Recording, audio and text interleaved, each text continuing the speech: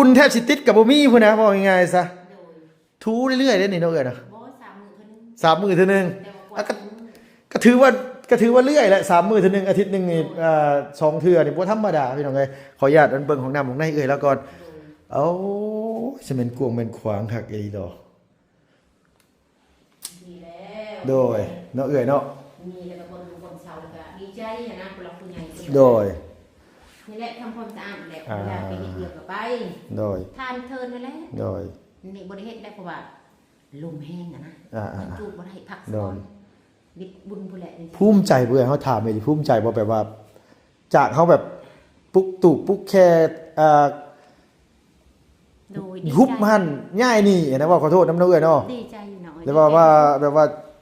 มันที่เศร้าแล้วดีใจก็ดีใจไปเรื่อยๆชุมโดยว่าง่ายว่าคือมันคือว่าโชคดีเลยได้พี่น้องไงแบบง่ายซะทางเอื้อยเราเขามาพ่อแม่นแม่นว่าง่ายว่าขอโทษน้ำเนื้อเอื้อยแบบว่า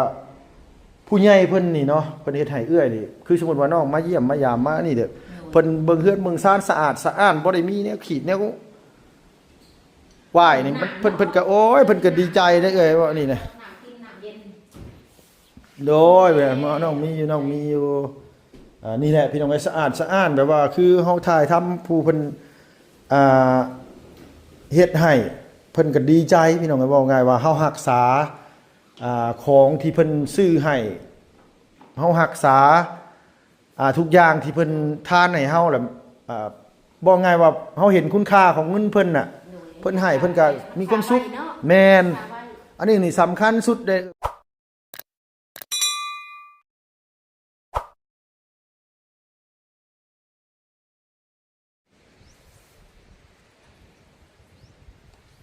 กับสบายดีและสวัสดีเด้อพ่อแม่พี่น้องเบิดสุขสุคนพี่น้องเอ้ยระวังในและกะต่างประเทศนะพี่เนาะที่เขามารับมาชมช่องของลุงเฮิมชาแนลคือเก่าคือเดิมพี่เนาะเอาพี่น้องเอ้ยมื้อนี้กะเปิดคลิปมาในรอบโมเมนต์เป็นปีปลายแล้วบ่จักเอ้ยพี่น้องลุงบ่ได้เข้ามาทางบ้านพ้นสิมมาทางเฮือนเอื้ออุสามาทางเฮือนอันว่าเขาเสาจิตแม่น้องมวยเขาว่าพงมาพัดพี่น้องเนาะพอดีว่ามื้อนี้นะทางผู้ใหญ่เพิ่นน้องเอ้ยเพิ่นนั้นว่าให้ลุงมาเป็นสะพานบุญให้สาวจิตแม่น้องนิกนี่แหละแต่เขามาเฮือนเพิ่นคือมิดจีรีอยู่มิดสมอยอยู่พี่น้องคือสิบุมีคนอยู่สัมปจักน้องๆเข้าไปทำเพี้ยนรถจักรเตืองเนาะเงียบดีๆรอพี่น้องเลยมีแต่เสียงลมมาแล้วพัดใบไฟใบไม้ไฟบ้านใบมันต้นกระทบกันเนาะพี่น้องเนาะเอาพี่น้องเลยหน้าหนาวเข้ามาแล้วระมัดระวังหน่อยเด้อไปใส่มาใส่เสื้อกันหนาวใส่เสื้อแขนยาวเนาะพี่น้องใส่ความอบอุ่นกับเจ้าของเพื่อว่าร่างกายเขาจะได้อบอุ่นแต่สิบ่เจ็บบ่ไข้ว่าง่ายซะอย่างไรเนาะมากะมิจิรีอยู่กันสิมีก็มีแต่เอื้อยหั่นแหละงงๆมีอยู่โอ้ยผู้เฒ่าไว้เฮ็ดหยังอยู่หั่นน่ะหาหน่อไม้แล้วก็ต้มหน่อไม้ยังคือเก่าอยู่เนาะร่ำรวยขึ้นอยู่บ่เอื้อยเอ้ย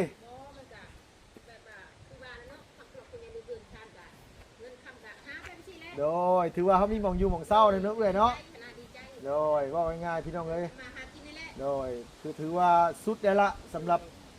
คนบ้านนอกบ้านนาเฮาโอ้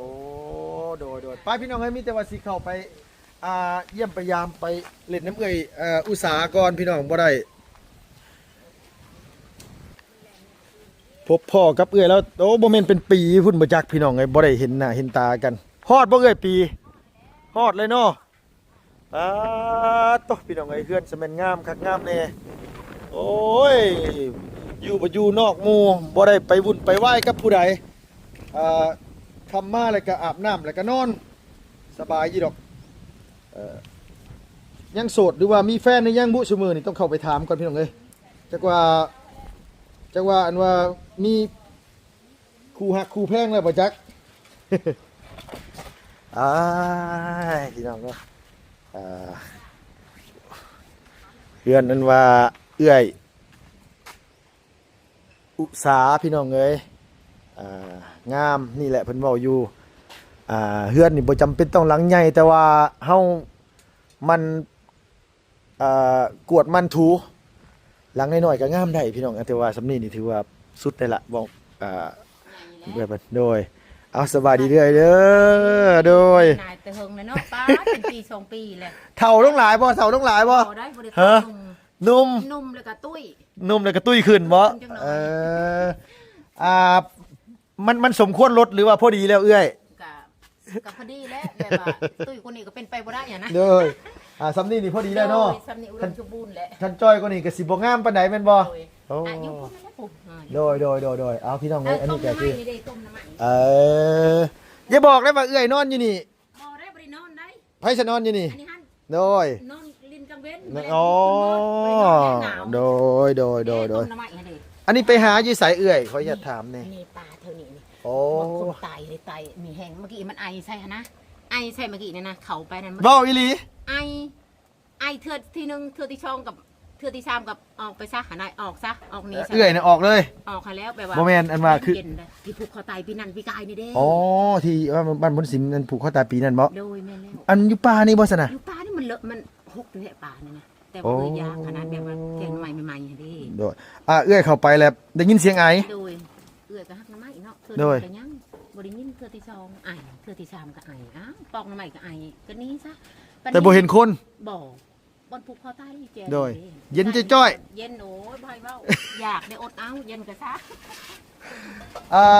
มักหนาวหัวแตกพุ่นเนาะเอ้ยเนาะโดยไอ้ก็บักสร้างนี่แหละกับมานี่แหละโดยอ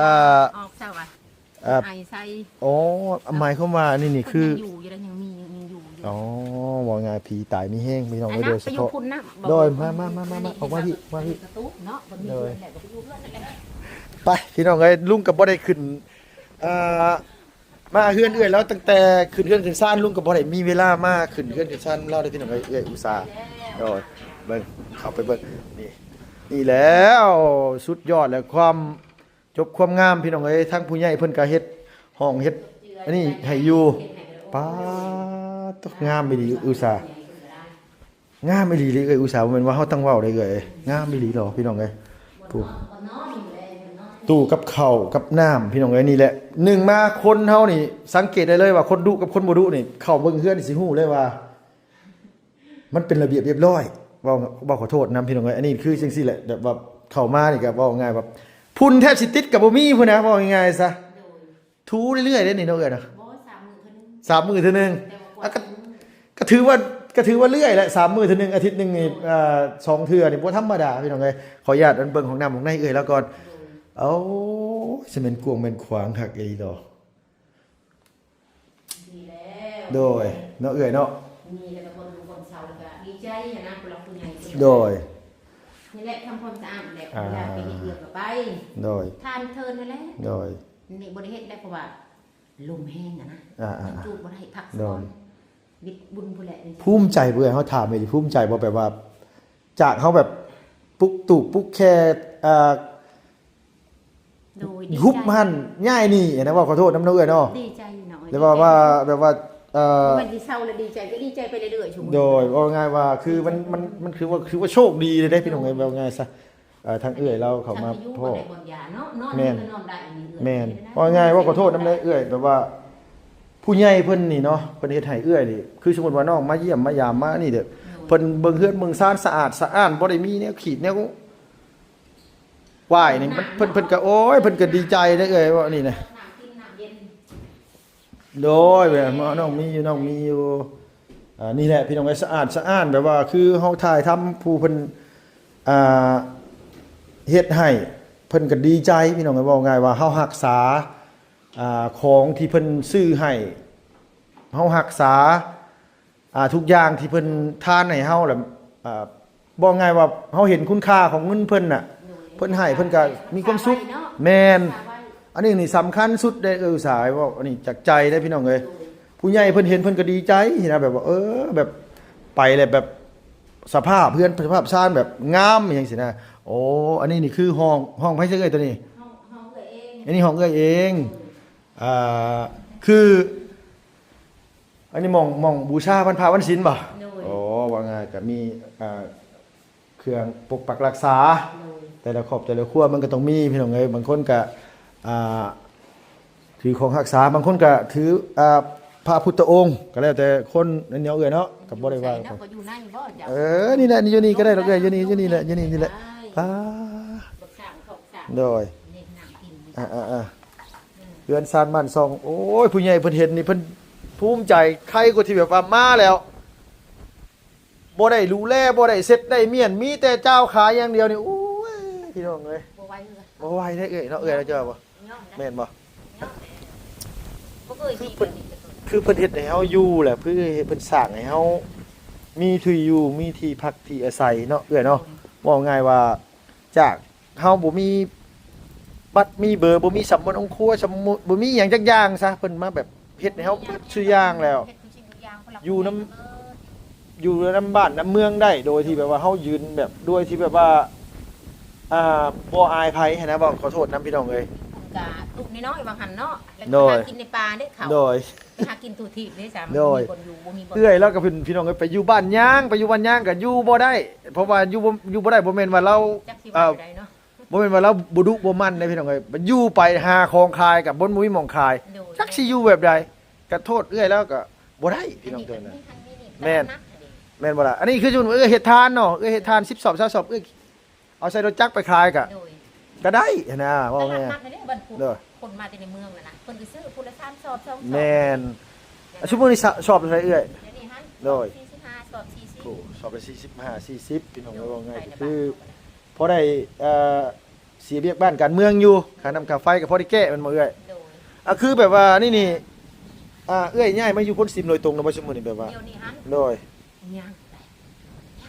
สิย่ายได้เดี๋ยวนี้ได้สิย่ายอยู่จับมือก่อน เอ คือว่า อ ติดหน้านะเพิ่นก็มากวดมายังเลยได้ให้เด็กเพิ่น โดยอ๋อเพิ่นมาสำรวจแล้ว เพิ่นมาแล้วว่า มาสำรวจเฮือนนี่ มีจักคน โดยแม่นเฮือนน้องเพิ่นก็ไปสำรวจอยู่มื้ออาทิตย์2อาทิตย์หลังหั่นแหละพี่น้องเอ้ยโดยแม่นเอาว่าไงเพิ่นสำรวจแล้วเพิ่นจดข้อมูลพี่น้องเอ้ยจดข้อมูลแล้วเพิ่นก็สิไปแจ้งว่าประชากรนี่มันแต่ละปีมันเพิ่มขึ้นเท่าใดนู่นนี่นั่นหั่นนะ แม่นแล้ว เออแต่ว่าสำนูครัวเอื้อยน่ะเอื้อยขึ้นอยู่ใช่ขึ้นอยู่บ้านลุงนะครับ มาแล้ว อ๋อ แล้วเพิ่นว่าบ่ยากเพิ่นว่าเดี๋ยวนี้ว่าบ่เพิ่นแล้วคุยกับเพิ่นแล้ว โดย แล้วเพิ่นว่ามาโลดเพิ่นว่าเดี๋ยวนี้ โดย แจ้งก่อนแล้วก็เอาหยังหั่นน่ะอยู่พุ่นนะเพิ่นว่า โดย เพิ่นบอกแล้ว ว่าง่ายๆว่าคือ จะขึ้น ตอน ได้จะขึ้นได้อยู่มาหึงเลยเด้ โดย ปีปลายแล้ว โดยตอนที่ชุมน้องอันว่ามายื่นขอนำนายบ้านตอนที่ว่ามาให้ชุมเอื้อยอยู่รับรองชุมเอื้อยหรือว่าเขาที่ชุมเฮารับรองเบิดทุกคนน่ะที่ช่วยเหลือแม่นบ่ล่ะ โดย แต่เพิ่นบอกว่าแต่ละคนน่ะเพิ่นให้ขึ้นด้วยโลดขึ้นแบบเป็นคนบ้านมุสลิมเลยน่ะบ่ได้เพิ่นว่าเพิ่นต้องศึกษาเบิ่งหรือว่าติดตามเบิ่ง6เดือนถึง6เดือนถึง1ปีบ่ขอโทษนำว่าไงเพิ่นก็ย่านแบบย่านหยังย่านทั้งตาบ่เห็นบางทนแบบว่าบ่ขอโทษนะเอ้ยแบบว่าเป็นปอบเป็นกะสินะ แม่นแบบว่า อ่า ตาบ่เห็นหั่นนะ ตาบ่เห็น เพิ่นเว้าก็เว้าไป แม่น แล้วเนาะ แม่น ภาษาไปแล้วตอนนั้นก็ย่า อ่า นะเพิ่นก็ขอโทษขออภัย โดยว่าง่ายก็คือแบบว่า คนเฮเลยแหละเว้า แม่ ไป น เลยแหละไป มันเว้าง่ายๆน่ะคนที่เขาบ่มักเฮาน่ะเขาก็ใช้ร้ายเฮาเนี่ยเอ้ยบางคนอิจฉาเฮาหรือยันลื่นเฮาก็ใช้ร้ายเฮานี่นะ สิ่งทุกอย่างเนาะ ทุกอย่างนี่นะเอ้ย มันก็ค่อยเป็นค่อยไป แม่นว่าง่ายว่าสมมุติว่าคือเฮาบ่ได้คือเขาเป็นคือเขาเว้าแหละความจริงมันก็ก็พิสูจน์ได้ว่าเฮาสามารถอยู่ในสังคมได้เฮาบ่ได้ไปเบียดเบียนใครบ่ได้ ก็บ่ได้ปิด อันนี้น่ะ ไผ แม่นบ่ได้เอ้ยอันคันคือนั่นน่ะบ่ว่ารอกอันน่ะตำป้าตำลงไปอันโอ้บ่ เว้าบ่ได้พอแล้ว เสียวหักเสียวแพงเงิน บ่ได้หนัก โดย ไฟพอแล้ว อันนี้ในเว้าถึงว่าอันนี้ได้พี่น้องเอ้ยแต่ว่าคือเอ้ยอุตสาห์นี่ลุงยอมรับอยู่หนึ่งมาแล้วก็เป็นคนหนึงที่แบบว่าเอ้ยเราเสมอต้นเสมอปลายน้อมทมตนแบบคือน้องคือนุ่งคือทีมงานก็ฮักกะแพงหันนะแบบว่าไงซะพี่น้องก็แบบว่าเฮาบ่ไปเบียดเบียนไผบ่ได้ไป อันนี้ก็ไผเนาะเอ้ยเนาะ มาหากินไปเนาะเอ้ยแต่ละมื้อ โดย ก็อยู่ไปนี่แหละให้ได้สิน่ะก็จุดชอกจุดทานอีกลมก็ลมแห้ง หลักๆเฮ็ดหยังเอ้ยซุมื้อนี้หลักๆเลย ทาน ทาน โดยแล้วก็ยามดำนาไปรับจ้างดำนาเนาะยามเกี่ยวข้าวก็เกี่ยวข้าวหมดตัวนั้นแล้วก็อาชีพอันนี้แหละมันจังแบบใครแน่หั้นนะ ว่าง่ายว่าคือตัวนี้นี่เจือจุนเฮาได้ เนาะ หรือว่าได้10ซอบเนาะ โดย ได้4เซนไปแล้ว โดย แต่ก็ค่าไฟค่าน้ำลูกไปโรงเรียนเด้ โดย แบบนั้นบางเทื่อก็บ่มี2มื้อ3มื้อก็ยามัน เจ้าโด กิ ย นข้าวกินน้ำไปลูกเอ้ย แม่ ว่าน จังซั่น เพราะว่าอ่าเฮาสอนเขาให้เขาฮู้จักประเมินตัวเองว่าให้ ก็ ให้ ผู้ ฮู้ ใหญ่เนาะ โดย ก็เพิ่นก็มาหาคือกันมาอยู่ เพิ่นมาอยู่บ่เอ่ย มาอยู่ เออ แซงนั่นนะ พ่อกันอยู่มื้อเช้านี่แล้วก็ถามอยู่ว่าสิไปทางไหนว่าสิเข้าพ้นซิมว่า โดย แล้วก็มาแต่ส่งลูกแล้วพี่น้องเอ้ยเราไปส่งลูกเราอยู่โรงเรียน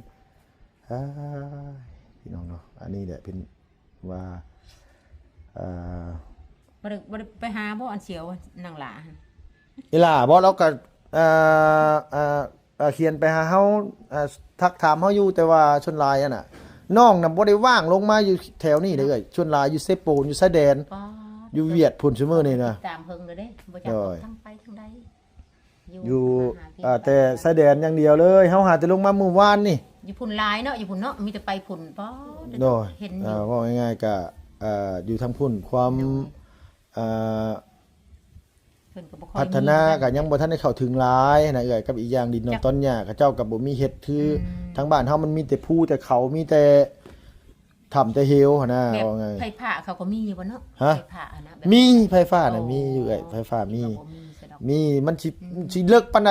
ก็มีไฟฟ้าน่ะมาแต่ว่า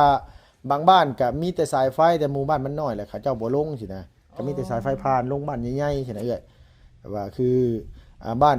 4-50หลังคาหรือว่า30หลังคาเขาเจ้าก็บ่ลงให้ครับนอกจากแบบว่า บุญบนถอกบนฐานนี่ก็นั่งจิตเข้าไปกรุงเทพได้บ้านนี่ก็คือว่าแล้วบ่ได้อยู่แล้วบ้านนี่ ก็อันนี้แหละที่ผู้ใหญ่เพิ่นให้เฮาเข้ามานี่ก็ย้อนว่าอันเพิ่น อดีต สิ ติด ไปทาง อดีตปิดไม่หมดแล้วนี่ประตู โดย ตี เพิ่นตีประตูไว้นู่นนี่นั่นน่ะอันนี้เบิดเลย โดย ไว้เด้วิด เอโดย กระหึงเลย อันนี้นี่คือเพิ่นสิไปเบิดครอบครัวหรือว่าไปผู้เดียว ไปผู้เดียวแบบผู้เดียวก่อนเนาะเดือนนี้ใช่ไหม โดย เดือนหน้าเดือนฮือก็มาเอาผู้ใหญ่หั่น มาน้องนิ่งๆนะ โดย เราเรียนอยู่มใดได้ซะนิ่งๆเดี๋ยวนี้นะ จักบ่ฮู้แต่ว่าไปหาเงินแล้วว่านางจิตวันนั้นชาวจิต อื ไปหาเงินให้ ม ได้เงินมันแบบมันจำเป็นเนาะจึงได้นี่แหละ โดย ครอบครัวนี่แหละไป บ่ง่ายว่าสักหน้าบ่ถึงดังสิเนาะ โดยคือเทียบคือเอ่ยได้นี่แหละ โดย คันว่าสมมุติเนาะปีหน้าเนาะอัน โด นี้ ย เขาเฮียน2คนก็6แสนเด้คนละ3แสน โดย ปีหน้านะแต่ลูกนี่ก็เฮียนได้เด้ โดย เฮียนได้อ่านเป็นจะมีจะมา โด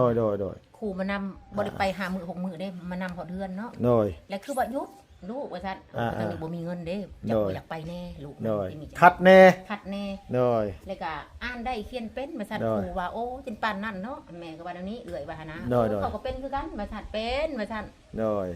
ขึ้นทุกห้องทุกปีได้จิม โดย เบิ่งในปีห ว่า เฮ็ด ง่าย ปี ๆก็ หน้นะ คือ อุกำ น้องๆเขามีโอกาสได้เรียนแหละก็ให้เขาเรียนว่าไงเพราะว่าภายภาคหน้าไปมันจังเฮียนการนั้นอันนี้เนาะมันทุกสิ่งทุกอย่างปีหน้านี่แฮงขึ้นอีก มันขึ้นห้องใหญ่มันก็แฮงเสียหลายขึ้นเอื้อยมันเป็นเรื่องปกติอยู่แล้ว จักสิว่าจังใด มันก็บ่ได้แม่นว่าเป็นแต่เฮาผู้เดียวดอกก็เป็นเบิดบ้านเบิดเมือง เป็นเบิดทุกแขวงทุกเมืองน่ะว่าง่ายซะ นั่นนี่แหละ มีแต่ว่า ลิงก็บ่ไหวสมุดนะบ่ไหวตัวนี้แหละเป็นปีหน้านี่แฮงกว่าเก่าไปเลยกว่าเก่าอีก เออ นะมันเป็น โดยเดี๋ยวมันก็แต่ละปีขึ้นไปแม่นแฮงใหญ่ขึ้นแหละแฮงขึ้นปใหญ่ขึ้นมอขึ้นนี่ไปมัธยมไปแฮงใช้เงินหลายขึ้น อันนี้เป็นเรื่องปกติโดยทุกอย่างหั่นแหละเอื้อยว่าง่ายซะ ผู้ใหญ่หั่น โด นะ ย ปัดปีหน้าปีฮือเฮ็ดจังได๋หั่นน่ะเอื้อยคิดอยู่จังว่าคิดน้ำลูกแล้วก็พอแล้วแหละ นำเงินนำคำนะนั่น โด แหละ ย มันคิดว่า คือบ่ไปไม่อุตส่าห์ว่าซั่นไปหาเงินนำกันว่าซั่นแล้วเป็นห่วงทางนี้เอื้อยก็ได้เด็กน้อยก็ยังน้อย โดย แบบว่า ว่าง่ายๆน่ะคือ ลูกเฮาน่ะบ่มีผู้หญิงเนาะ โดย มีผู้พกนั่นกับผู้ชายอย่างนี้แล้วมันก็ไปได้นะฮะ โดย แล้วยังที่จิมีจะหม่ำเฮา โดย สิปะกับปะเป็นไปบ่ได้ เป็นไปบ่ได้ นั่นแล้วยังว่าจิตคันว่าเฮาปะปุ๊บแหละเขาสิอยู่น้ำไผเขาเฮ็ดแบบใดแม่นบ่ได้เอ้ย บ่ฮู้ จักเขาสิเฮ็ดหยังก็จักเขาสิเป็นแบบใดบัดทีนี้ เป็นห่วงแบบนี้ คือเฮาไปก็ไปทำงานก็นอนก็บ่หลับพุ่นแหละ คันไปก็พอได้อยู่ล้างถ้วยล้างบ่ปัด โดย เนาะแบบว่า แม่น ทำความสะอาด แม่น เพื่อนแบบเพื่อนเฮานี่แหละนะ ว่าง่ายก็คือเป็นแม่บ้านน่ะ โดย เป็นแม่บ้านน่ะเอื้อยเฮ็ดได้อยู่แล้ว เฮ็ดได้ สมมุติว่าถึงอะนะแต่ว่าคือจิตใจเฮานี่มันเฮ็ดไปแล้วมันบ่มีความสุขอยู่แล้วเพราะว่า บ่ได้บ่คิดทางนี้ แม่น บัดนี้ นอนแต่ละมื้อก็ต้องคิดเรื่องลูกอีกบัดนี้ว่าเขาสิกินจังไดเขาสิอยู่แบบใดไผสิ เบิ่งเฮือนเบิ่งซานนู่นนี่นั่นทุกอย่างมันหลายหลายความคิดตั้งเข้ามา แม่ แม่ หลายอยู่เดือนละมันตายทางกิจบัด โด นี้ ย เขาแต่มิดเขาแหลกทางแหลกนั้นมันแพงมาแล้วอีหยังก็ได้หานะเดี๋ยวนี้หั่น โดย แล้ว แม่น ไปก็ได้อยู่ก็ได้ใช้อะไรเงิน อ่า แต่ไผสิอยู่ทางนี้หั่นนะ โด ไผ ย สิเบิ่งลูกเบิ่งเต้าคือเอื้อยก็ได้ สมมุติเว้าถึงเนาะ ที่ คือเฮาไปเลยเด็กน้อยเขาบ่ไปโรงโรงเรียน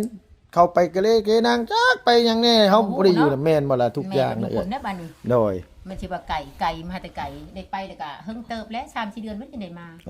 แม่นแน่นอน เา ตัวนี้พี่น้องเอ้ย ทำ แม่น ได้ แท้ๆ ลู น่ะ ก เอื้ออุตสาห์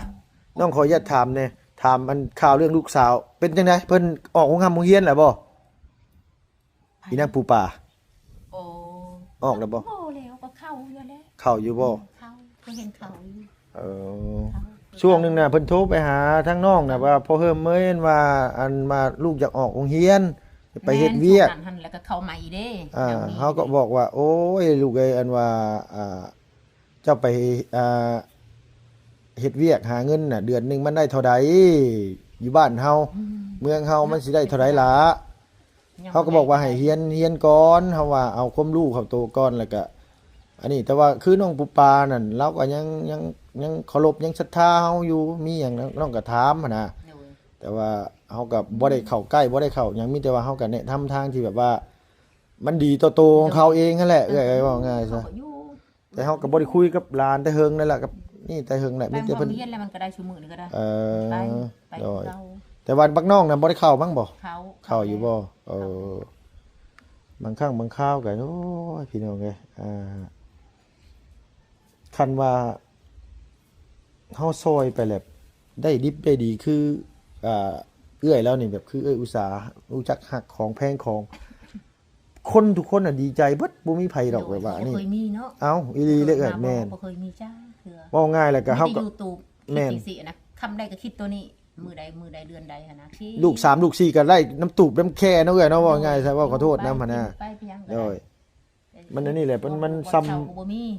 หั่นนะคิด ซ้ นั่นแหละ ำเว้าขอโทษนํพี่น้องเอ้ยซ้ำเทวดามาโปรดซะเว้าขอโทษนำเนาะเอ้ยเนาะจะว่าบ่เห็นน่ะ โอ้ยแม่นแล้ว เพิ่นมาให้เฮามีที่อยู่ที่อาศัยฝนตกมาบ่ต้องย่านว่ามันหัวมัน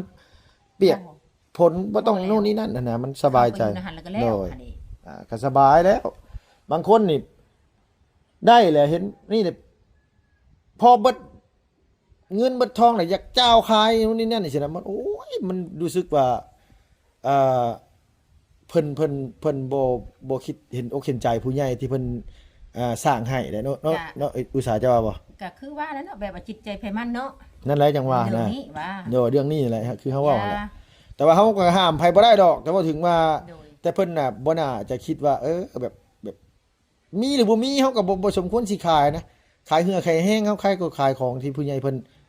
ซื้อให้นะเอ้ย มีหยังก็หาทำมาหากินเนาะ แม่น นั่นแหละไปหาผู้เจ้าหนองเจ้านาง แม่น เกินหลาย เอาทุกอย่างหั่นแหละว่าง่ายขายเหือขายแห้งเฮาน่ะมันจังได๋มัน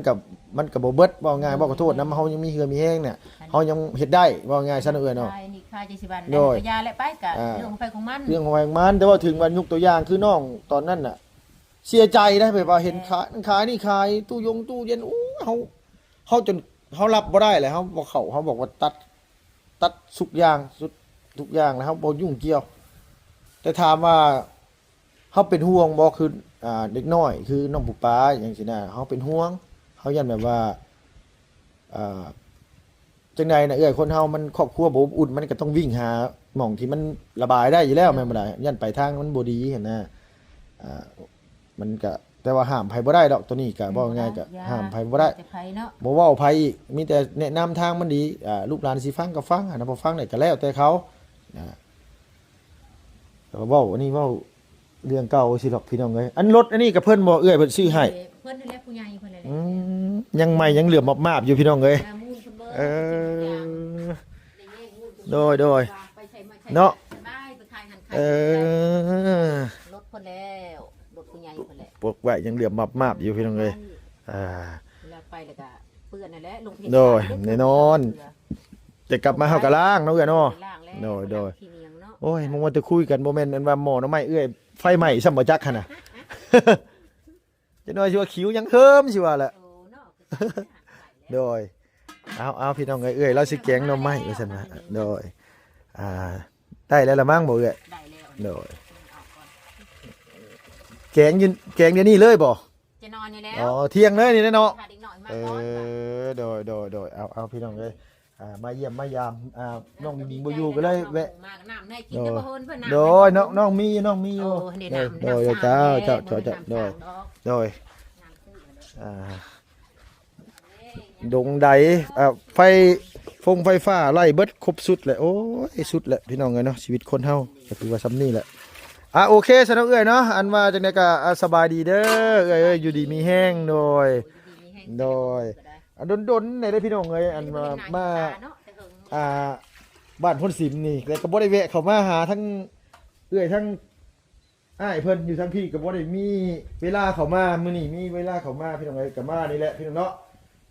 ได้ยินข่าวว่าสาวจิตกำลังเปิดใจหาเนื้อคู่อยู่สิมาสมัครเป็นเนื้อคู่สาวจิตนี่แหละสิมาสมัครเป็นอันว่าพ่อหน้าน้องดิงๆนี่แหละพี่น้องเอ้ยโอ้ยบ่แสนยังว่าอยู่มื้อเช้านี่โอ้ยก็เรากำลังเปิดหาคู่ได้ลุงเฮิมไม่ไปสมัครแม่เพิ่นซั่นว่าเอ้าเนาะพี่น้องเนาะเว้านัวหัวมวนกันท่าน้องเพิ่นมาก่อนพี่น้องเอ้ยบ่รู้ว่าหลานสิมาจักโมงบ่รู้ว่าสาวจิตสิมาจักโมงเนาะเอาจังได๋ก็ขอบคุญขอบคุณหลายๆพี่น้องอยู่ดีมีแห้งเด้อความเจ็บจะได้ความไข้อย่ามีเนาะพี่น้องเนาะปรารถนาสิ่งใดก็ขอให้ร่ำให้รวยอย่าเจ็บอย่าจนสุขภาพพานามัยแข็งแรงพี่น้องเนาะตลอดปีตลอดไปเนาะพี่น้องเฮงๆปังๆไปแล้วพี่น้องบ๊ายบายสบายดี